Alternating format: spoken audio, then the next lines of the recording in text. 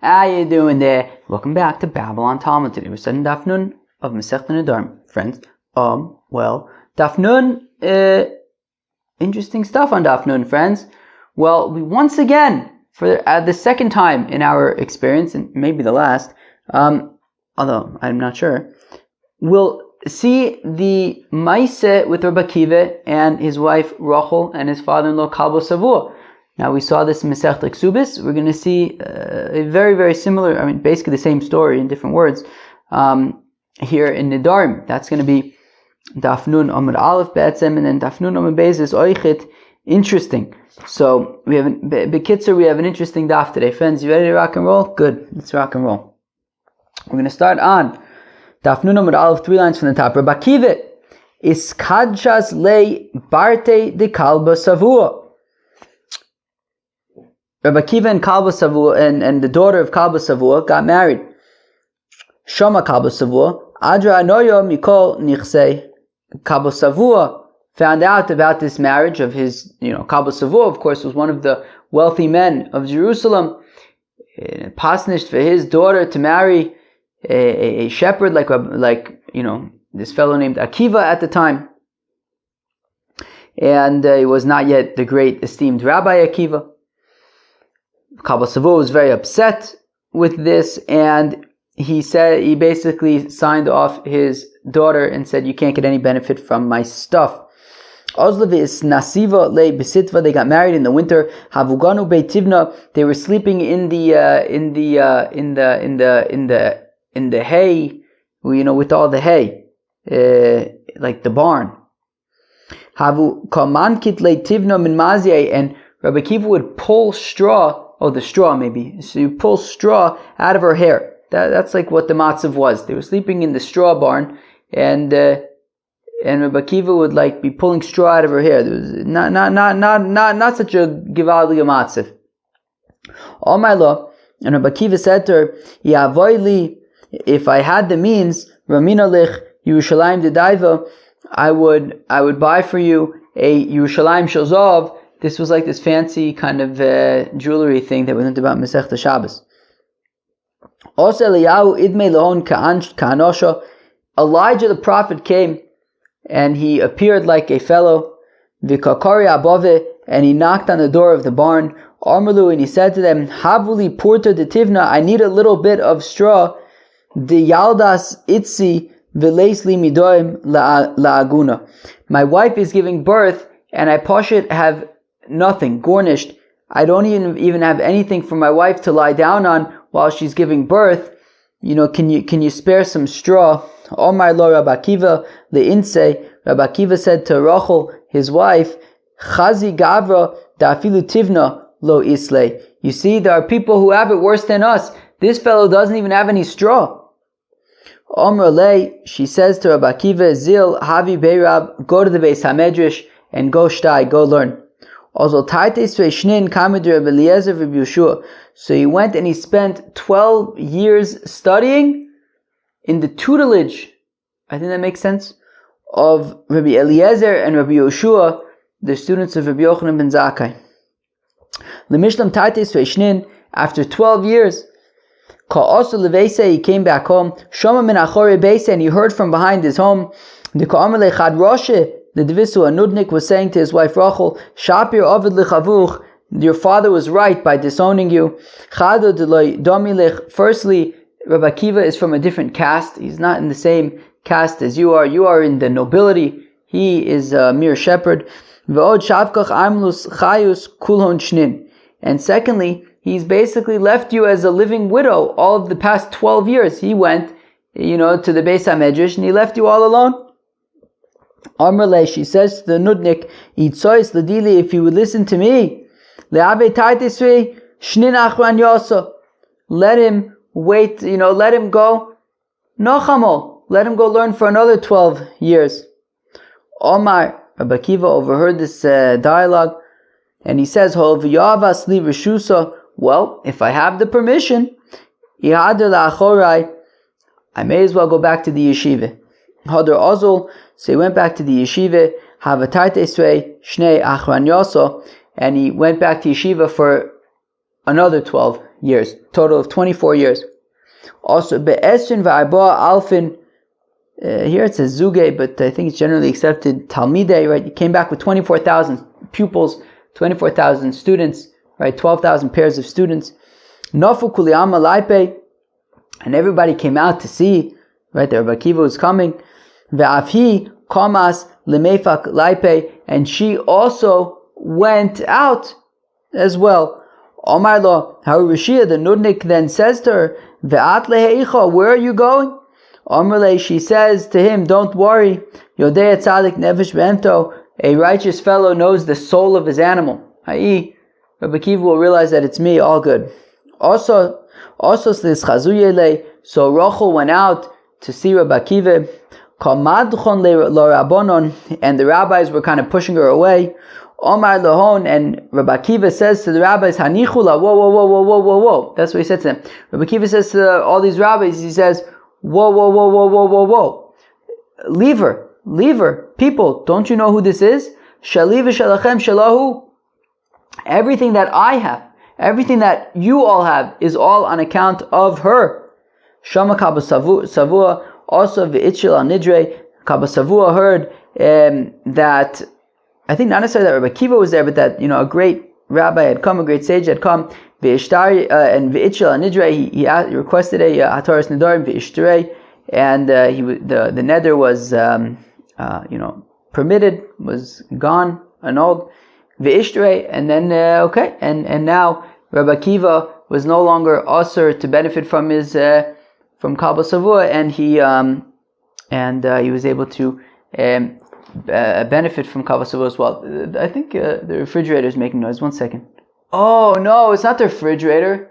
It's the hot water boiling. Okay, got it. Okay, good. I was nervous it was the refrigerator. It's the hot water boiling. What's this? Excuse me.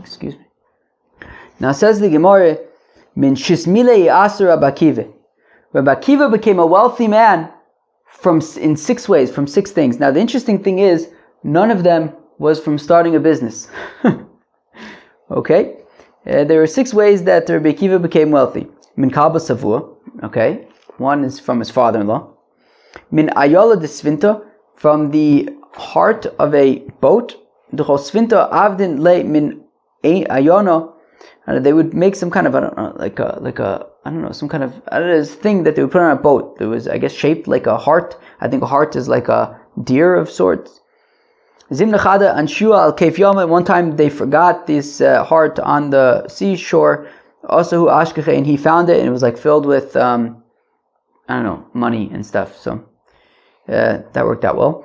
Umin Gavza, also from a treasure chest. The Zimna Chada Yoiv Arba Zuze L'Saponori. One time he gave 4 zuz to these sailors. Omarlu, and he said to them, I see li midoam, bring me back something nice. Filo Ashkechu, they didn't find anything. Ella Gavza al Kefyom. All they found was a chest on some shore. Asuale, so they brought him the chest. Armule Ovid Marona Ole, maybe there's something you could do with this chest. Ishtakach Davamale Dinre, and it turns out that chest was actually filled with lots and lots of monies. Dizim Nechada Tova Sfinta, because one time a boat sunk. Dimindas Ukisa, an Arabian ship sunk. V'chule Iska Havamachis Ba'u Gavza, and all of their wealth was in this chest. V'ishtikach Ba'u Zimna, and it was found by these people, and it was transferred to Rabbi Akiva, and he got lots of money. Umin Matronisan, also from a noble woman, that there was this noble woman who, basically he ended up getting her wealth, and then Umin Ishtoshel Tyrannus Rufus, from the wife of Tyrannus Rufus, it was like this Roman general, Nudnik guy, Umin Ktia Bar Shalim, and also Ktia Bar Shalim, he also got his wealth. So basically, Rabbi Akiva managed to get lots and lots of wealth. Interesting. Rav Gamda Yoiv Dalad Zuze L'Saponoi. Rav Gamda gave 400 zuzes to what? No, Dalad Zuze. Rav Gamda Yoiv Dalad Zuze L'Saponoi. Rav Gamda gave these 4 zuzes to these like sailor people. La'asui Bahon Mida'am. so that they could bring back something nice. Lo ashkechu, they didn't find anything nice. Asur le behon kofa, so they got him a monkey. Ishmit al lecharta, and the monkey escaped and went into a hole. Chafru basu, they dug after the monkey. Ashkechu dervia al margal yosa, and it turns out that he was sitting on a bunch of pearls. Aisinun le kulu, so they gave all the pearls to Rav Gamda. Okay. Omerle bas Kesel Rabbi Yeshua ben Chananya. This is a Gemara that we saw in Masechet Tainis, that the daughter of the Caesar said to Rabbi Yeshua ben Chananya, Rabbi Yeshua, Torah meforara bechlei mechur, such beautiful, exquisite Torah being taught from an ugly vessel. She was calling him ugly, but nonetheless recognizing that his Torah elucidity, erudition, maybe, was quite impressive. So what great Torah in such an ugly vessel. Omar lo, he said to her, Limdi mi beis avuch, why don't you just learn from your own father's house? Bame manichin yain, you guys must have a lot of wine. What do you put all of the wine in? Omar le b'mani defachra, well, we put it in earthenware vessels. Omar lo, he said to her, kuliyama b'fachra, v'hatun b'mani defachra. I don't understand, everybody puts wine in earthenware vessels. Why are you putting your wine in earthenware vessels? You should be putting, right, atun, achisun b'mani dechasba v'daiva. You should be putting your wine in vessels of silver and in vessels of gold. Ozlas v'romas chama b'mani dechasba v'daiva. So she put her wine in vessels of silver and gold. Visari, and sure enough, it went sour. It went no good. Friends, a lot of, so you see, putting wine into silver makes the wine taste not so geschmack. Omar lo af iraise kain. Also, so he says to her, you see, it's the same Indian with the Torah, that just like you're not going to put wine, beautiful wine into beautiful vessels. You put beautiful wine into ugly earthenware vessels, but it preserves the wine. So oichit, when it comes to the Torah, you don't put beautiful Torah in beautiful people, you put beautiful Torah in ugly people. Ve'ika shapirin v'gmirin, but one second, there are beautiful people who are also learned. Omar lo, Rabbi Yeshua says to her, Yavu sanu, havu gmirin tfei. Yeah, but if they were ugly, imagine all the more so how learned they would be. A certain woman came before Rav Yehuda, and she was from Naharda, and she came to Rav Yehuda to go to Bezdin. Ve'ischayvos min dina, and she was guilty. She was liable. She turned out liable. Okay. Amrle Shmuel Rabach Hachi Donon, and she says to Rav Yehuda, is this how Shmuel, your teacher would have concluded? Amar lo Yodat lei. Rav Yehuda says to her, did you know Shmuel? Amar lei, and she says to him, oh yeah, I know Shmuel. Gutza, he was a dwarf. He was a short fellow. Viraba krese, with a big pot belly. Ucham, dark complexion. Viraba shine, with big teeth. Amar lo, and the Rav Yehuda says to her, Levazuye ka'osis, are you coming to speak disparagingly about Shmuel? You should be excommunicated. Pakav amesa, and her spirit exploded and she died. So we said in the Mishnah that what did we say in the Mishnah? Beitza tormita. There it is. That if she says tavshil she'eni toim also b'maisik der rach umuta ba'ave umuta bebeitza tormita, that if he says he's not going to have any tavshil, he can have this beitza tormita. So what is this beitza tormita thing? So my beitza tormita, what's a beitza tormita? So Amr Shmuel, so Shmuel, avda da'avid la shavi alfa dinrei, any servant that knows how to make a beitza tormita is a very valuable eved worth 1,000 dinars. So this beitza tormuta is an egg that you put it 1,000 times into hot water and 1,000 times into cold water. Ade mitzutra, until it becomes like really small, like a pill. So that you can swallow it. So you basically take an egg, you put it 1,000 times into cold water, 1,000 times into hot water, and it becomes so small and compact that you can then swallow it. Vim is kiva, and if you are sick, srich Allah, the disease will sort of latch itself to this egg. V'chad nafka, and then when you expel it from your body when you go to the bathroom, ve'asya yoda asya mai soma misboile uvmai mitse, and when the doctor can analyze this this pill-sized egg that you swallowed and got covered up in disease and then expelled from your body, when the doctor analyzes this situation, he knows how to treat it, based on the disease that formed around this essentially pill of sorts. So he knows how to treat the disease. Shmuel, have a bodik nafshe bekulcha. Shmuel would check himself. Shmuel was a doctor, lemaisa. He would check himself with something called kulcha.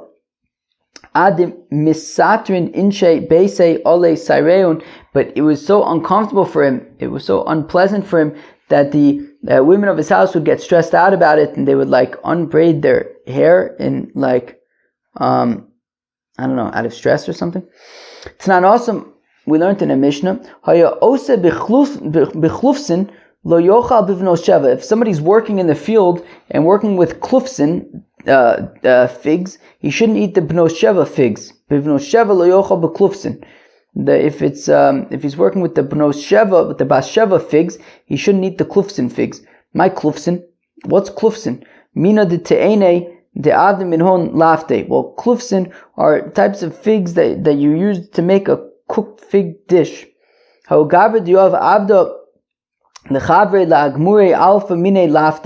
certain fellow sent his eved to another fellow in order to learn 1,000 cooked fig dishes.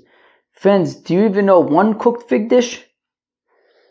Tamne meya, so agmere tamne meya, but the friend only taught him 800 cooked fig dishes, not 1,000 as promised. Azmene ledina.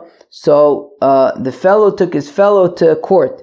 Lekame the Rebbe, to Rebbe's court. Omar Rebbe, and Rebbe said, Avoseinu Amru, our father said, Nashinu Tova, we forgot about how good things were.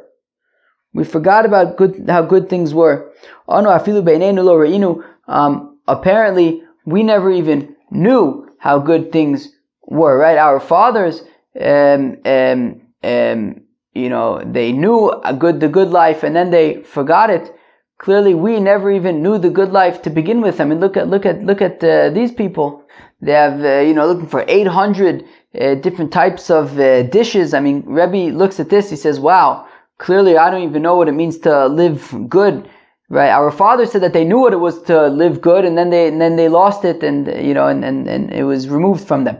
But Rebbe looks at these people who are coming to court over, he was supposed to teach him 1,000 cooked fig dishes, but he only taught him 800. He's like, wow, these people, life must be really good that they can be worried about, 800 cooked fig dishes isn't even enough. Says Rebbe that clearly we have never actually experienced luxury as we see, these people. When we look at these people, we realize about ourselves that we've clearly never even experienced luxury in the first place, like these people do. Rebbe Avadle Hilula Reb Shimon Rebbe made a chasana for his son Shimon. Now he didn't invite Bar Kapor. Rebbe made a chasana for his son Shimon, and he didn't invite Bar Kapor. So Bar Kapor wrote Al Beis Ganona on the wedding hall. So he took graffiti and he spray painted onto the wedding hall. Estrin Varba Alfin Ribuin. 24,000 10,000s. That's 240 million dinars. Nafka Al Beis Ganona Dain were invested in this wedding hall. Velo Azmne Levar Kapora, and yet Rebbe couldn't invite me. Yet Rebbe did not invite Bar Kapora.